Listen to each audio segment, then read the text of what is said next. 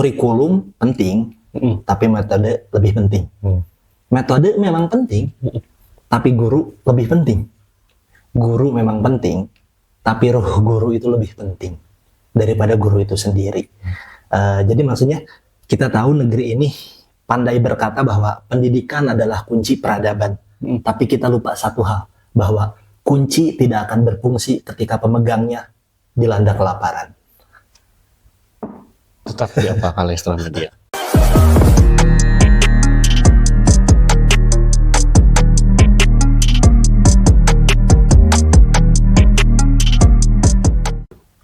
Mbak, Wih, baru. Ngendos, ada ngendos. Saya lihat postingan di Instagram itu Mbak Alfa, di akun Instagram. Iya. Bagus itu. Yang gaji guru di zaman Rasulullah SAW. Gimana itu, Mbak? Apa sih dari itu yang tawanan perang Uhud, Mbak? Perang Badar. Perang Badar ya, Mbak. Berapa itu, Pak, kalau dikonversikan ke rupiah? Kalau sekarang ya kalau taruhlah emas yang sekarang kan taruh di angka 2,5 juta ya. Emas yang antuma antam. Itu kan pas perang Badar teh. Apa namanya? Ada tawanan perang. 4 nih tawanan perang itu di apa namanya? Yang pertama ditebus, yang kedua disuruh ngajar, baca tulis ya.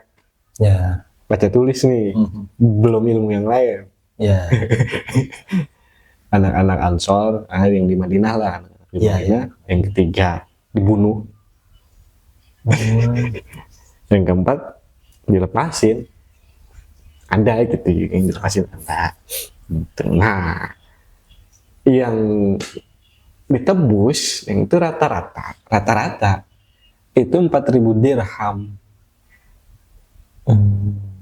Kalau dulu dirham sama dinar itu kan 1:10, berarti kan 400 dinar. Dirham ya 400 dinar. Iya, ada yang 100 ukiah. Ya. Nah, kalau misalkan dikonversi ke sekarang, 1 dinar itu kan 4,25 gram.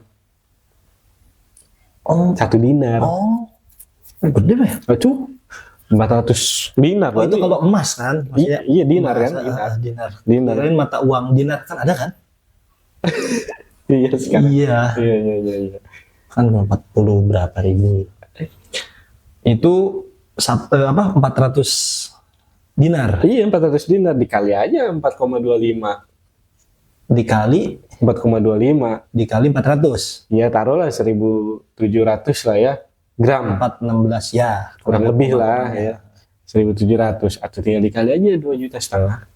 Udah berapa M itu? 4M 4M lebih lah ya. Itu yang mengajarkan mengajarkan baca tulis. Satu orang pengajar itu untuk 10 anak. Oh gitu. Jadi dibatasin 1 orang 10 anak. 10 anak ya. Dengan setara dengan berarti kan sama dengan 4,25 miliar selama 1 tahun. Oh itu ada range waktu. Ada range waktunya. Oh berarti kan bukan gaji kalau kita konvers ke bulan mungkin segitu. Oh itu selama setahun. Saya kira selama hidupnya, Bang. Enggak lah 1 tahun. Iya. Berarti kalau per bulan dibagi 12. Iya sekitar hampir 400 juta nih. Iya cuman bukan berupa uang, tapi berupa kemerdekaan. Tapi kan negara yang merdeka ada yang nggak segitu. Tahu di sana berapa Ding gaji? Di mana? Dari honorer di sana. Di mana tuh, Pak?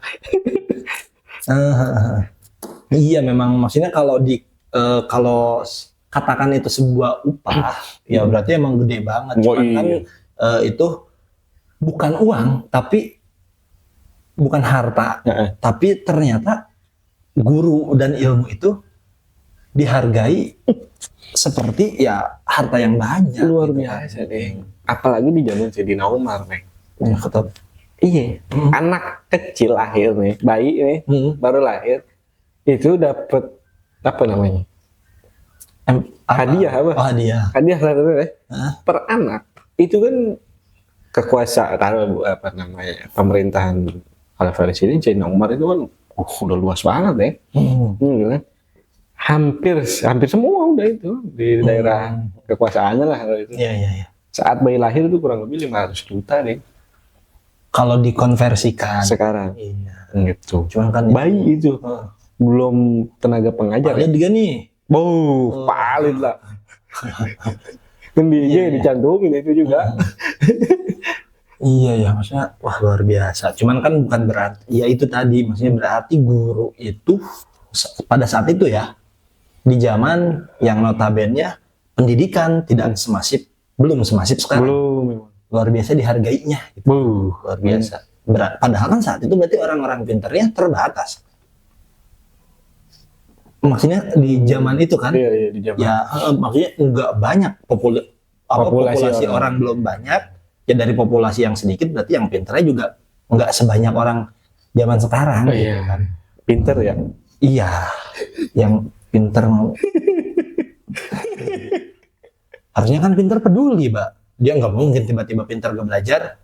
Iya. Ya pinter kan bakat nih, katakan pinter bakat. Kita setujuin dulu bahwa pinter itu misalkan bakat bawaan lahir. Ya. Kalau nggak diarahin, sumpek kalau kata Bang Adam, sumpek nggak ada yang ngarahin, nggak ada yang ngarahin, maksudnya kemana gitu kan? Iya. Cuman ya itu luar biasa, maksudnya gede. Tapi ya kalau di kita di Indonesia belum. Tapi mudah-mudahan suatu saat gitu kan hari esok mungkin kan. Bukannya belum, sebenarnya bisa, Deng. Bisa. Iya, kemarin korupsi aja 1.000 triliun, Deng, katanya. Masa 1.000 triliun? Itu cek aja postingannya kayak Sirod. Kan duitnya banyak tuh, 1.000 triliun. Kalau kertas, dibikin kertas 1.000 triliun ditumpuk. Terus gimana itu? Bisa nyengget bulan itu, Mbak, orang naik itu duit saking banyaknya. Iya, aduh. Dana pendidikan ya. Oh iya. Ya, memang pendidikan itu kan dia sunyi sih, Mbak, maksudnya. Bingung juga ngeri ya. Tapi memang intinya gitu, dari zaman Rasulullah pun udah seperti itu pendidikannya. Ya. Terus berlanjut Sayyidina Abu Bakar, zaman Bani Umayyah, itu sangat-sangat dimuliakan nih. Zaman Abbasiyah apalagi dan itu sampai ada yang apa namanya nama khalifah itu di zaman Abbasiyah itu nulis buku. Zaman dulu kan buku kan tulisannya besar-besar dulu, gede-gede. Terus kan si kertasnya juga tebal-tebal. Gitu kan, nulis buku atau menyalin gitu, itu dihargainya nih seberat buku itu, konferensi apa namanya sama dengannya pakai emas. 1 kilo. Jadi nulis di kertas itu harganya segitu. Iya, ditimbang si buku ini ditimbang berapa kilo misalnya 2 kilo, udah emas 2 kilo. Zaman Abbasiyah itu dulu. Kenapa nggak ada yang nulis di tiang gitu, Mbak? Oke, berat itu, Mbak. Di tiang. Berapa nggak bayar udah itu? Di tiang. Dibayar lah sih, Bang. Iya. Iya. Luar biasa ya. Yang menyedihkan yang kemarin. Kenapa? Yang kemarin tuh yang di Instagram ada postingan siapa tuh? Ada ustadz di daerah di daerah Bandung gitu. Lupa nama daerahnya. Sampai nggak bisa bayar kontrakan nih. Muridnya 83. Tadi 10 nih. Iya. Ini 83. 10 dia bisa bikin kontrakan 83 pintu tuh. Iya. Ini 83 sampai kontrakan. Dia tetap usaha ikhtiar terus kadang suka bersihin got katanya. Dicek di Instagram ya tuh. Ada asli itu. Orang Bandung gitu. Coba gimana deh itu biar maju nih. Kemana sih, Mbak? Maksudnya gitu kan dana untuk pendidikan itu 20% dari APBN. Asik. Iya benar. 20% dari APBN cuma sih ke Pemda. Kalau gaji guru honorer kan tergantung. Kalau di sekolah negeri gitu kan. Kalau di sekolah swasta tergantung ke kemampuan dari sekolahnya gitu kan. Ada juga kalau dari pemerintah daerah berarti ada juga yang mungkin dana Pemdanya ini memang yang minim gitu kan. Jadi ya kemana-mana mungkin ditarik kemana-mana gitu kan. Repot juga ngelihat kalau kita kilas balik. Berarti ini agak spesifik. yang paling berhak untuk mendapatkan ujroh itu ya orang-orang yang mengajarkan kitabullah, gitu kan ya. Cuman yang namanya pengajaran kan pasti dimulai dari baca tulis itu Bang, dari situnya dulu. Ininya dulu kan yang harus dibangun, maksudnya dari takutnya ada anak-anak mungkin generasi-generasi yang saya pengen jadi orang kaya gitu kan. Dengan cara sekolah. Tapi ngelihat keadaan gurunya yang ya katakan kekurangan gitu gitu kan. Gimana maksudnya takutnya ada anak yang ya udah ngapain sekolah, gurunya aja gini gitu kan, maksudnya dari segi ekonomi gitu. Ya kan di Indonesia kita semua tahu al ilmu nurun, ilmu itu adalah sebuah cahaya. Cuman jangan sampai ketika ilmu adalah cahaya, takutnya di Indonesia ini nih pembawa ilmunya itu berjalan pada kegelapan ekonomi gitu Pak. Ilmunya cahaya tapi dia berjalan pada kegelapan ekonomi. Yang dikhawatirkan kan kayak gitu. Mengerikan memang kalau lihat gaji guru honorer itu sampai 300.000 sebulan. Tapi yang dieksploitasi apa? Keikhlasan. Itu kan. Padahal gaji guru honorer ini kan dia solusi yang yang darurat, yang urgent, Mbak. Tapi ya dijadikan sistem yang yang permanen, udah aja gitu seterusnya jadi honorer gitu kan. Ironisnya banyak sarjana pendidikan tentang ya tenaga kependidikan, tapi minimnya ya lowongan buat ASN itu Bang, gitu kan. Kalau udah gini, ya teori pasar, teori ekonomi kan bicara makin banyak guru harusnya gaji bisa ditekan, takutnya begitu Bang, maksudnya yang dikhawatirkan kayak gitu. Jadi supply demand, jadi karena banyaknya guru ya udah gajinya kita tekan gitu kan. Harusnya emang nggak begitu ya.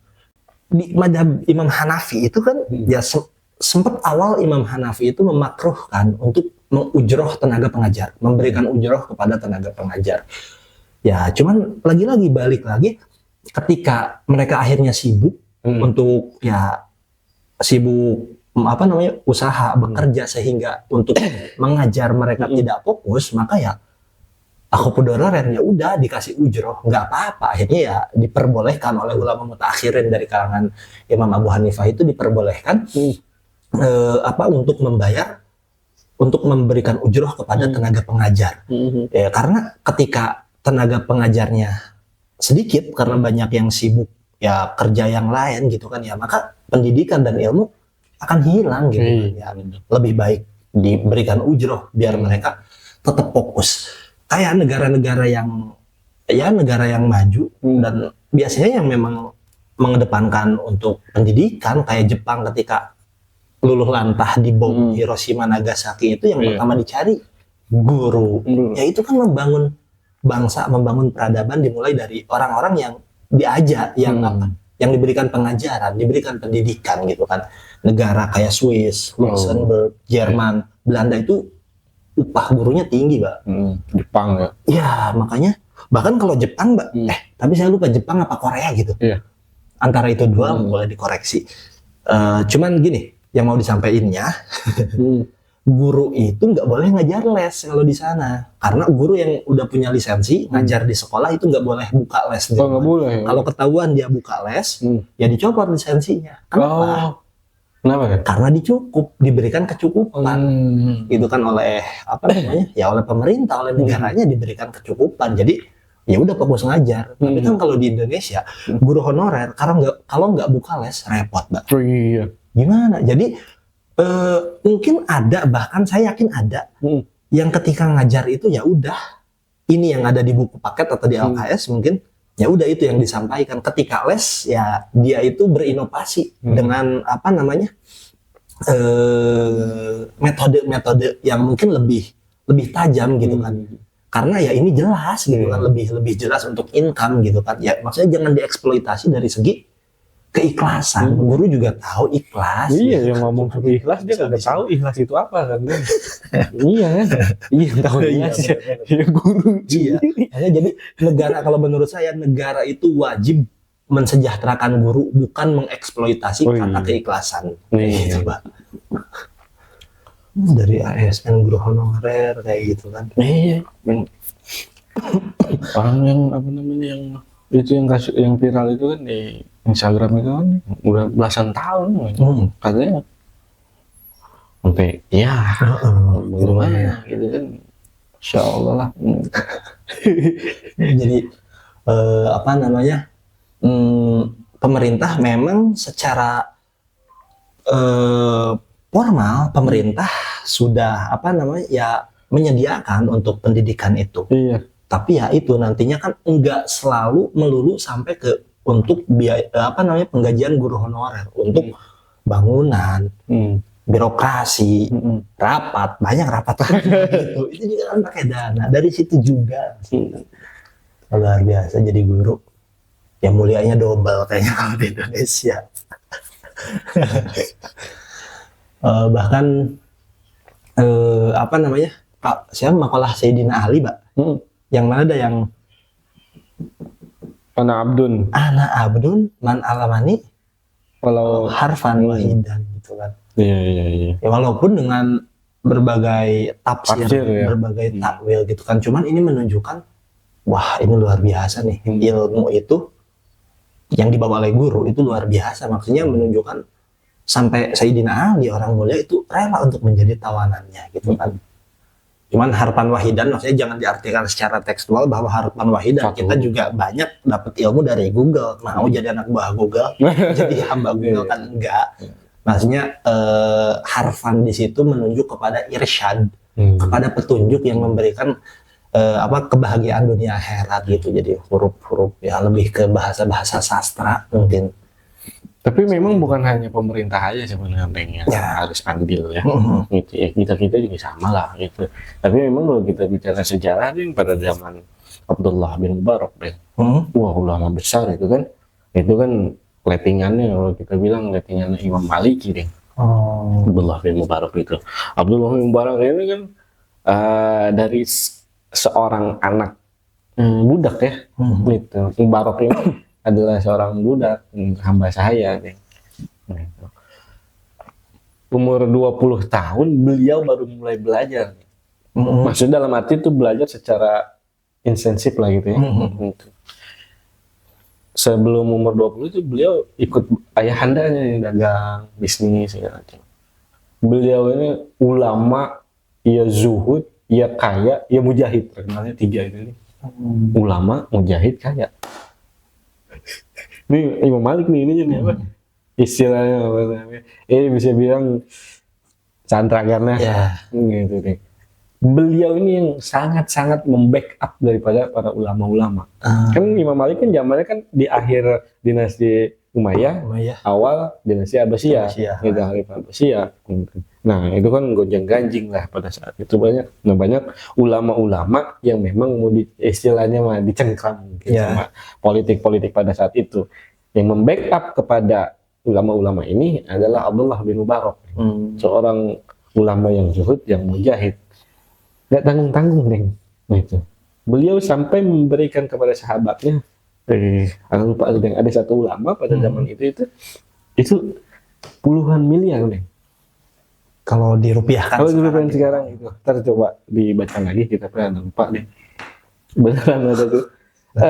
Itu sampai puluhan miliar, sampai bilang jaga dirimu, dikasih uang tuh puluhan miliar. Suruh jaga dirinya, udah fokus pokoknya gitu. Biar nggak dicengkram oleh politikus pada zaman itu. Nah itu membackup ulama. Iya. Sama santri-santrinya juga. Beliau misalkan santri-santri ini punya hutang. Sebelum santrinya tahu udah beres hutangnya. Ada yang mau usaha dikasih. Memang luar biasa itu pendapatan. Solusi umat itu. Itu dari anak seorang budak. Iya. Luar biasa zaman itu juga maksudnya. Iya. Jadi maksudnya ya bukan hanya pemerintah gitu, para ulama gitu kan, para santri juga gitu. Ya orang-orang masyarakat kita lah gitu saling gitu. Itu kan yang tadi kasus di Instagram juga kan mungkin si masyarakat sekitar kurang mengetahui apa gimana ya, kurang paham ya. Jadi harus saling membantu, saling mengetahui lah gitu ya. Kurang lebih seperti itu. Kok bicara sejarah itu begitu deh. Luar biasa. bukan hanya si pancingan itu mah deh gitu, kasih ikan pancingan ilmu umpannya. iya kayak nama santri Lapak.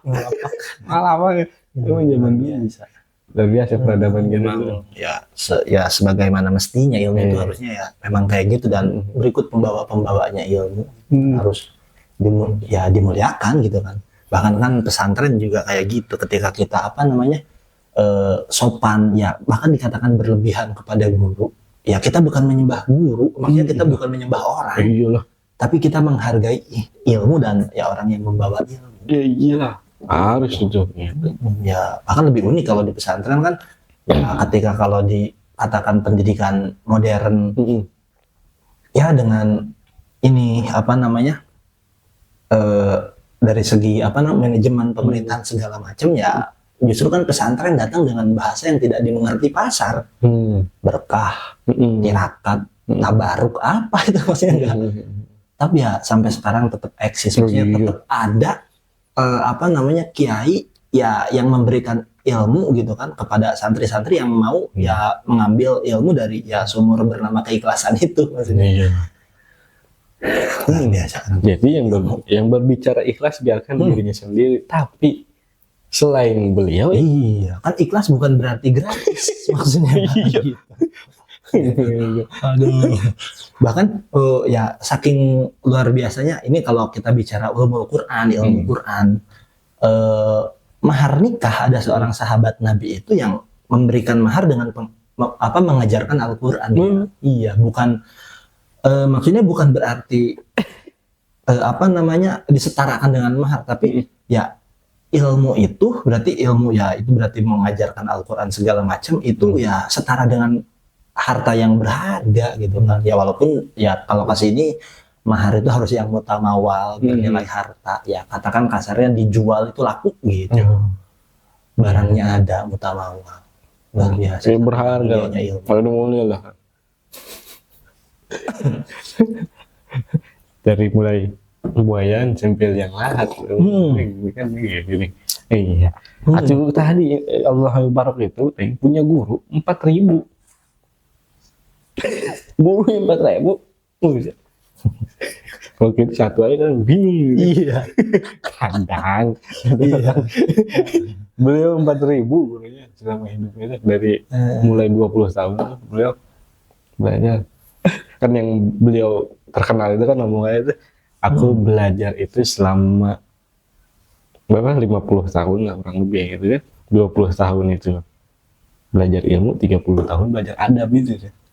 Kan kita Abdullah bin Mubarak tuh. Maksudnya dari umur 20 juga udah belajar adab maksudnya bareng gitu. Enggak ilmu dulu baru adab dulu atau adab dulu baru ilmu, enggak bareng lah. Walaupun ya memang banyak, kalau maksudnya dari segi ini tadi ngomongin guru, ya guru juga ada yang memang mungkin dia punya passionnya di situ, dia ngajar, memberikan pengetahuan. Ya yang bikin ini kan tenaga, katakan guru honorer itu kan dia urgent. Pendidikan ketika kekurangan guru yang nggak jalan, maksudnya nggak berjalan dengan maksimal, masuk ke guru honorer itu kan urgent gitu kan. Kok se-urgent ini ya stuck gitu-gitu aja gitu kan. Harusnya ya lebih ditingkatin, ya diperhatikan lah pokoknya.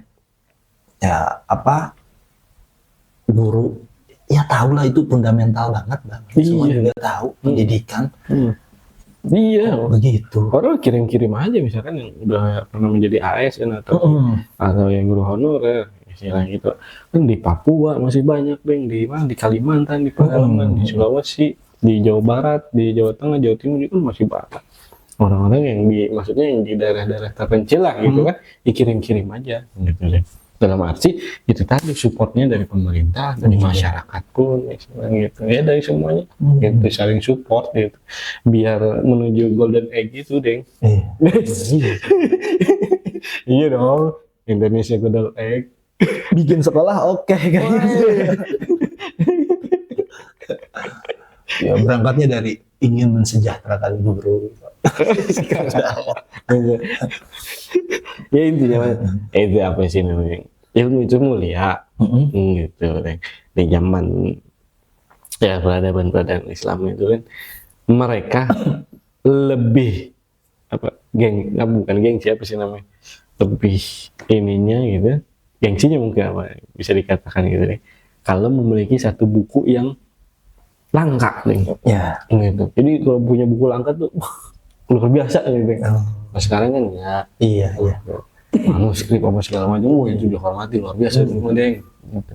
Sekarang mah jarang orang, tadi aja orang pulang berangkat kerja beres pulang udah. Pokoknya kalau buat ini saya sih Mbak, maksudnya ya keresahan lah mungkin. Jadi ya guru honorer ini ya memang sering dianggap sebagai pengabdian. Ini kan pengaruh budaya gitu kan. Dianggap sebagai pengabdian.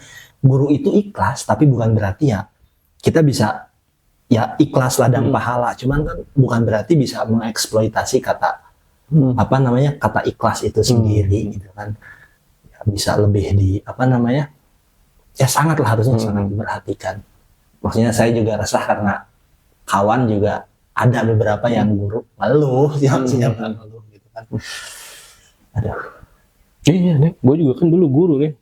Oh iya, gimana itu? Dulu waktu di Tangerang. Gimana yang katanya debat sama siapa, Pak Jumar? Gue ngajar gaji nih 11 tahun dulu nih. Lu main pada maghrib, Iya. kadang pada subuh, kadang pada yang rutin tuh pada maghrib tuh anak-anak kecil 11 tahun. Jangan ngomongin ikhlas sama gue mah maksudnya. Iya. Buset. Tahun lah. Iya. So aja. Kan pembina insan cerdik ya, kan diganti tuh lagu yang himne guru itu kan yang tadinya pahlawan tanpa tanda jasa gitu. Ya udah aja, nggak ada tanda jasanya, itu nggak ada maksudnya. Diperingati setahun sekali di hari guru. Atau suaranya dipakai 5 tahun sekali kayak gitu. Itu tadi harus kayak Abdullah bin Mubarak lah. Saling membackup. Kayaknya lah. Iya, maksudnya ya itulah, maksudnya buat guru honorer jangan sampai kan dia kerjanya sama, bebannya sama, penghasilannya jauh berbeda sama yang kadang-kadang deh. Saya mau kasihan, maksudnya saya mau ngerasa kasihan Mbak sama kawan yang gini. Tapi saya juga karunyanin gitu. Saya juga masih harus dikasihanin. Enggak lah. Tapi kan kita insya Allah kan kedepannya mau apa sih Dik? Ya membuat suatu wadah lah gitu kan. Buat suatu wadah kedepannya dengan konsep itu hikmah di zaman Asia, Baitul Mal di zaman Khulafaur Rasyidin gitu kan, buat tamuil, tidak ada usahanya. Ya nantilah kita obrolin tentang itu. Di antaranya untuk mensejahterakan yang terdekat. Yang terdekat gitu, masyarakat sekitar gitu kan. Ya dari santrinya, dari masyarakatnya, dari ya banyak lah insya Allah mudah-mudahan. Mudah-mudahan lancar, berkah gitu. Nanti ditunggu aja lah. Siap. Tanggal mainnya berarti.